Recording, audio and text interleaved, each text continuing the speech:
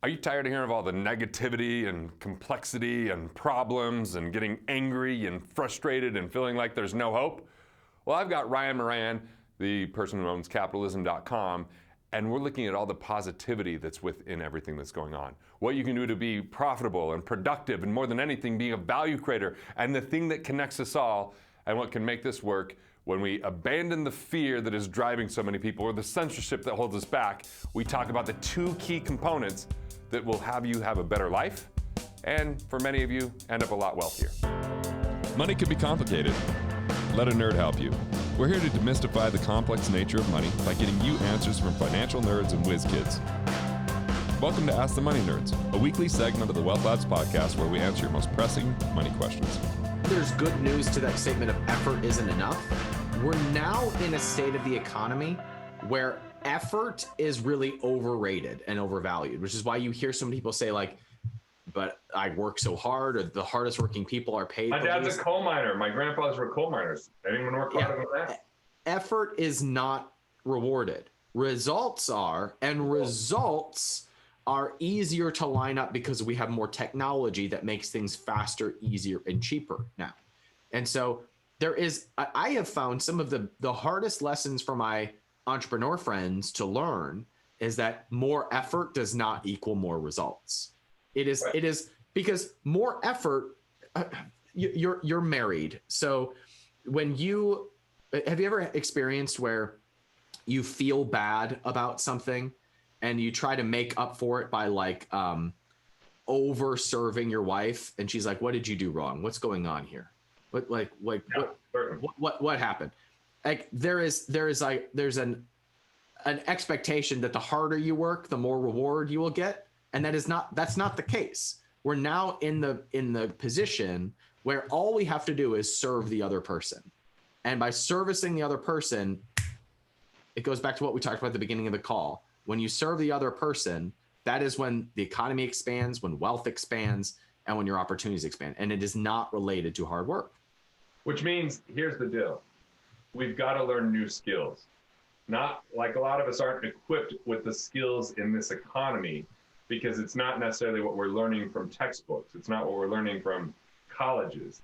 It's different than that. And I think emotional intelligence, I think communication skills from speaking, I think basics of business and finance, these things are going to take people a long way. And I just still think that those are still in some ways much simpler than the things that people go through and learn in school and memorize and read textbooks and that you don't know if you're ever going to use it or not. These are very usable things that lead to a lot more enjoyment of life, a lot more wealth with life, and you become a much bigger, value creator. Garrett, a lot's changed in the last couple of years with tax reform, with Fed policy, with COVID and stimulus bills and all of this. One of the things that I have admired most about you is you find ways to move money in a place where it's protected and it can grow. You have a unique eye for finding assets and for depreciating things and just the actual strategy and structure for this. The time we're recording this, we're right on the heels of an election. Is there anything that you're planning for or responding to based on Fed policy, election, and all that's happened that's different as recently as a few years ago? Have you adjusted the strategy at all? So the first strategy that I like, because people change in politics and different parties get in and different philosophies, from a tax perspective, I always have the largest number of possibilities I could execute at any time. Interesting. So like, for example, 2006, I bought a lot of artwork at a deep, deep discount because I bought collections from two artists and I agreed that I would never sell it on the open market. So it was a big, quick transaction for them. And then what I could do is after holding it for 3 years, I could donate that art. And I could donate it for the appraised value, not the book value that I bought it at, which gives me that $2 for every dollar I spend. So that way, when I sit on that art, but then if there's a major tax change, taxes go up. They repeal certain things. Like actually, the 2017 Trump tax plan took away my largest tax strategy I've been preparing for 5 years. What it was real estate depreciates for tax purposes, right? You could depreciate it and write it off. Well, intellectual property depreciates faster than real estate.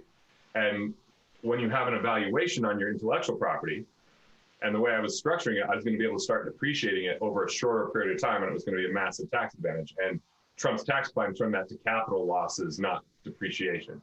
And so it really... On IP or on real estate? On IP. I see. Real estate, he got even more pro. But on this, but the good news was, even though that happened, we were researching everything else on the bill, and there was something called 199A. And 199A was what originally was talked about going to be the 15% tax rate for business owners. And what it was a pass-through deduction for businesses that have employees and take a certain amount of salary, that you could get your tax down to 20% over 37.5. And so I was able to initiate that to offset it. But then COVID hits. And so they come out with the CARES Act, and they have these 3 new IRS notices that come. And a lot of people didn't know these notices. What people paid attention to was, well, I can get $100,000 out of my retirement plan without a 10% penalty. Well, I don't believe in retirement plans, so I don't have one. So I don't even care about that, right? I mean, like, here's why I don't have a retirement plan really quick. One, I never plan to retire. I want to build a life I don't want to retire from. Number 2 is I wouldn't get into business with a heroin addict. And the government is a heroin addict for tax. And if you're going to make them your business partner, and they tell you they'll take the tax out in the future, what makes you think they're going to take less in the future, not more? We know the only way that they make money is through taxation, so why would I get in a partnership with them? So that was just a side note. But these rules that came out with the CARES Act, one was a net operating loss. So it used to be that you couldn't write off more than 80% of your operations inside of a business. So you'd have to just pay tax if there was 20% more. And there's other times where, you know this, like sometimes you invest a lot in a business one year and the next year it's more profitable because of what those infrastructure was. Well, what you can do is go run a profitable year against a loss year and mix and match it. And they took the cap off, so you can go to 100%. So you can go all the way back to 2015 and be like, man, in 2016 I had a huge year. 2017 we reinvested a lot. Let's flip-flop that for tax purpose, and then you get a rebate. And so now all of a sudden you go back and get, R&D credits if you've done anything with software or websites or apps, or you can get domestic production credits if they were before a certain time. That kind of got changed with 199A, which is research and revenue based upon that research. So I'm always looking at how many doors can I have open for, access to tax advantages. And then number 2, I'm actually refinancing or at least getting lines of credit against every piece of real estate I have because interest rates. Interesting. Now, am I going to tap into that? I don't know. But what I do know is we're going to be able to make money on the buy with distress. When people are distressed, they have to liquidate quickly. And those with cash get that deal. Those without cash, like the simplest example I have there is my wife and I were going to buy a home years ago. And it was coming out of the 2008 recession. So they were asking $2.2 million for a home that they had like $3.3 million in. And I was like, you know what? We're going to get this for 1.5. My wife's like, really? I'm like, yep, because I know that they are asking too much because of their emotions, and there's not a lot of activity on this. So I just, 45 days we're negotiating, I had it down to 1.6 million. I'm like, see, we're one offer away. And all of a sudden, they didn't respond to my offer. And I was like, 1.5, I feel it in my gut. Turns out, a family that had 1.5 million of cash said, we'll close in 5 days, and we've got the cash here. I had an approval from the lender, which they knew was at least a 30-day process, if not a 60-day process for a jumbo loan like that. So when you have cash, you can make money on the buy.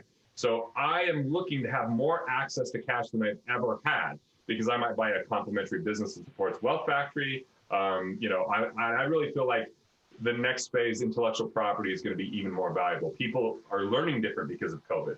And so we have a way to reach people in a much more leveraged fashion than ever before. And I think we fast forward 5 to 7 years because of what COVID did with quarantine. So intellectual property, real estate, small businesses, and tax are my big 4 initiatives that I'm focusing on based upon everything that's happening here. And you've got to own assets to battle the amount of money that's being circulated and added to the economy. It makes sense. And what I found most interesting there is that you're securing, what I heard is you're securing lines of credit against your assets, not necessarily borrowing against them so you have the cash now, but securing the access to capital so that if and when the economy melts, you have the ability to move really quickly to buy up those assets. Now, here's a counter question for you. So I was a little bit nervous about that. I like how I'm interviewing you and now you're interviewing me. Nobody knows whose podcast is this, what's going on. we obviously know each other well. Burning I'll Man. shut up after this. Event. I'll shut up after this question. I promise. I'm good with it, man. As long as you're happy, I'm good with it. I'll shut up. But I have one burning question. So there was, I was afraid that there was going to be a meltdown in March of 2020 when everything shut down, and I had just put a house on the market and was like, I mean, is there even going to be activity on this? Crazy. Ended up selling in 3 days, and today, just a few months after I closed, Redfin says it's appreciated 20%, right? So like, it's nuts what's happening because we've really inflated through all this cycle. So what happens in the event that we think there's a meltdown, but prices don't go down because we inflate our way through it? Is there a way to plan for something like that? Okay, so first, let me explain just a couple things for everybody. People do not buy homes or cars based upon purchase price anymore. They've been buying them for a long time based upon payment. So what's happened with cars is it used to be you get a 36 to 60 month loan. And what they figured out was, hey, we can charge more for vehicles, add some additional features and grow this if we move to 84-month loans. And so what happened was people started buying more expensive vehicles. So if you just think 20 years ago, driving around on the road versus today, look at the types of vehicles there are. There's so many nice vehicles. Is it because people can afford it and have a higher standard of living? Part of it. But part of it's because they've extended the loan out to keep the payment the same. So they end up with a nicer car because they're now encumbered for a longer period of time. But, we'll see what happens because back in February of 2019, 7.6 million Americans were behind on their car payment. 7.6 million, that's substantial. Which means the value is being held up artificially on what vehicles can really sell for. Because A, if we just had to pay cash for them, and then B, if there's all these defaults and then they have all the cars entering the secondary market, what's going to happen? But the same thing's happening with homes. When interest rates are as low as they are today, like, dude, this house I'm sitting in right now, I've never paid it off, even though I could, because the interest rate's always been really competitive and low. But right now, if I move to interest only, because I'm not going to live here forever, I'm cutting my payment in half right now. And I'm like, cool, I'm going to cut my payment in half. I'm going to get a line of credit with the equity. That's because I got 2 appraisals, one yesterday, one the day before. I'm like, I'm just going to go buy some other real estate, but real estate that I could use. So I'm not totally reliant upon renters. So to be valuable to me, regardless of what happens in the next 10 years in the market. But think about it. If you go to a country where they don't do mortgages, like Egypt, you're going to see totally different housing. Now, obviously, we have a totally different economy, but it's completely different on how small their houses are, the quality of their houses. Financing transformed America because now all of a sudden we're buying on payment, not on purchase price. And so even the price of our homes are very high and artificial just because it's easy to access cash. And where did we see this for sure? 2008. Look what happened. Look at how much real estate dipped when lenders tightened. And when we found out that people had multiple homes and they weren't even using all of them just because they could afford the payment. And a lot of the payment was being afforded on a home equity line of credit, not by cash flow. So right now we do have a bit of a situation where, supplies are short on, I just put in a new deck at my cabin and it was about 50% more than I would have paid at any other time, simply because the Trex was completely out of stock and I had to go with what was left over and the price was higher and the labor was higher because they're in high demand right now because people are at home more often and they're going, oh, we should fix this up with our house. But guess what? Because of COVID and social distancing, the supplies are a lot more expensive. So what we're seeing is if you want to go build something, it's really pricey now. So people don't want to go build. They're going to buy existing homes. That's raising the price. And I had 2 5-acre plots of land in the mountains for sale for 2 years. Guess what? During COVID, they just sold one after the other. Like people are just like, I don't know what it is. Mountain land, especially because they're not out doing stuff in the city. So where does this leave us? Well, I think at every turn, the way it works is high-end real estate is always dangerous because that's where we have second homes and third homes, and that gets hit hard. But lower tier or just more affordable housing should be extraordinarily stable through all this and actually have a rising future. Because when people have to downgrade, or when there's because I still feel like there's a reckoning in the economy, regardless of who gets president. I think there's a reckoning coming in the economy that we've been artificially holding up with low Fed rates and adding money to the economy and, whatever it is, because look at how many, but the other good side of that, because I know you're really good at the positive side, high unemployment is the prequel of an amazing economy, because when we're over employed, people are disengaged with their job. Employers are having a hard time growing because they're having a hard time finding labor. But when there's unemployment, then people start looking for something better, or they look for something that will work, or they're willing to work for it because there's competition. And businesses during good times can get a little bit fat and lazy with their finances. They start to get lean and innovative. And I think that I think there's a downturn coming, but I think on the other side of that is going to be an unprecedented upturn if we don't mess it up. That's interesting. I once heard Paul Zane Pilzer say that that the number one indicator of a growing economy, of the signs of good times, was unemployment due to technology. So people being replaced by technology was a sign that there was a boom to come. And it sucks in the short term. And we try to mitigate that with low interest rates. Man. Yeah, that's right. Because there's emotion attached to it. But it's usually a precursor to the next boom. That's really and I think that the number one thing that if everybody could focus on is what skill sets matter. How do we continue investing in ourselves? How do we continue to gain abilities that are useful so that we can serve people in a greater capacity? And it's a simple question. Either A, how do I serve more people? Or B, how do I serve the people already that I'm working with in a deeper way? And if we continue on that quest and asking those questions and investing in ourselves, where I think that the economy is problematic is when people try to hold on to a relic of the past. Coming from a coal mining town, is coal mining really where our future's at? No, it's not where our future's at. We've got better technology. We've got other ways of doing this without creating death and black lung and a terrible work environment. But people that are coal miners and think they know nothing else want to hold on to what they've got. I call that playing not to lose. This is my whole plays about this. There's two paradigms that people get stuck in. One is playing not to lose, which is hiding from our problems. It's about preservation and accumulation. It's about scrimping, saving, sacrificing, deferring, and delaying. It's about protection, right? And so you have a lot of people that are in that because they come from the Great Depression, families that go, we lost our home in the Great Depression. Well, guess what? The rules are different. They can't take your home if you're making a payment. Back then, they could take it if you couldn't pay it off. So the second thing, and this is probably what we're more guilty of, Ryan, and the people we know, is playing to win. Playing to win is only focused on the future, always on the treadmill, never enjoying the present. And so it's always not celebrating win, on to the next thing, hustle, hustle, hustle, grind, grind, grind, work, work, work, more, more, more. Like they're both actually, if we break it down, the ego.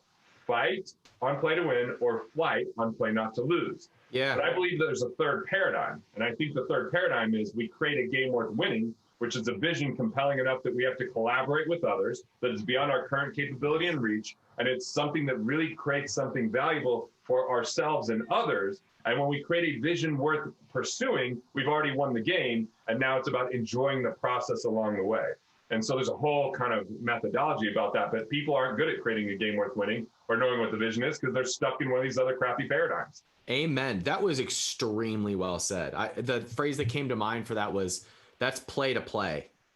That's play for the purpose of playing. Like when I go to your tribe thing, you're just having a blast. We're out in like some, countryside part of Texas, and you're like a little kid. You're like hanging out with your daughter, having fun. You're like, like that's a win-win play because you've figured out enough of the money game that your days aren't required for labor. You can choose what you want to do. Now, you didn't just go, cool, I'm done. I'm going to sit and drink lattes and eat meals and do nothing because there's only so much of that before you start getting very bored and unengaged. What you did is go, well, then what's next? What can I do that's compelling and exciting? There's people that win the Super Bowl and become depressed because that was their only vision. That's and right. if our vision, as Dan Sullivan would say, isn't greater in the future than it was in the past, depression sets in. And so I'm here to help people have a vision greater than their problems, unlock their hidden capital, which is mental and relationship capital that leads to more financial capital. I want them to choose value creation over survival. And ultimately, the thing that binds us all together is the most abundant, collaborative, amazing resource is love. If we actually just love ourselves and others, we've won the effing game. Like, that's where it's really at. And if I say that first, then people go, this hippie with his damn hair. But I'm talking to capitalism here, man. I'm a capitalist, you know? Want to master your money? Want to figure out the things that you could do to improve your finances? Click here and check out more videos like this on Money Matters.